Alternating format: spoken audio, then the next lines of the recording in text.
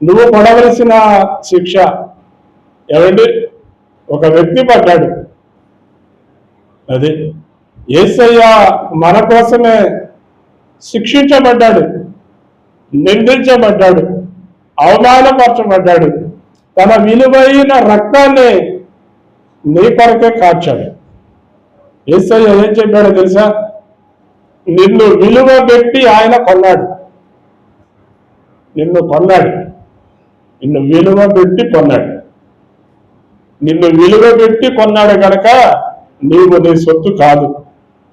ఇప్పుడు ఈ బాటిల్ నేను కొన్నాను అనుకోండి, ఈ బాటిల్ నాదే, ఎందుకు తీరలేను, విలువ పెట్టి కొన్నా, ఇది నాది, నా ఇష్టం ఏమైనా చేసుకుంటా, ఎందుకు దీన్ని కొన్నాను కాబట్టి.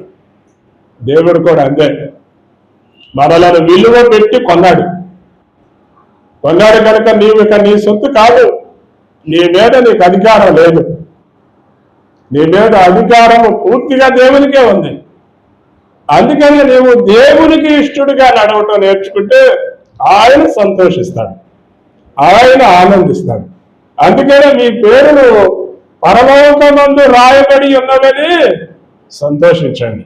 అందుకనే యేసయ్య ఆ 70 మంది శిష్యులను చూసి బహుగా ఆనందించాడు. ఎందుకంటే వాళ్ళ పేర్లు పరలోకములో రాశాడు.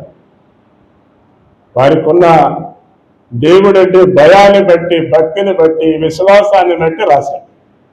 కనుక ఈ లోకంలో ఉండే మనము కూడా అలాంటి దేవుడంటే భయం కలిగి, భక్తి కలిగి మనం జీవిస్తేనే నీ పేరు పరలోకంలో రాయబడుతుంది,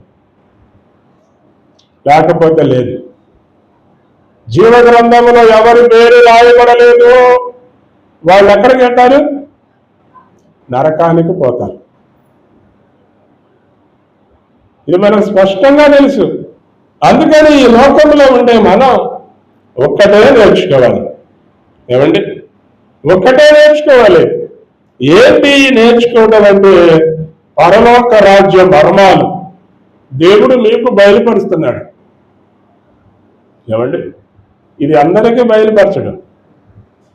దేవుడంటే తనను తాను బయలుపరుచుకుంటున్నాడు. ఎవరికైతే దేవుడంటే ఇష్టమో, ఎవరంటే దేవుడంటే ఇష్టపడతారో వాళ్ళకు ఆయన బయలుపరచబడతాడు. అందరికీ బయలుపరచబడడు. ఎందుకంటే చాలా మంది వస్తారు, ఏమండి, నిద్రపోతారు, ఇంటికి వెళ్తారు. అందుకని ఆ మాట చదువుదాం.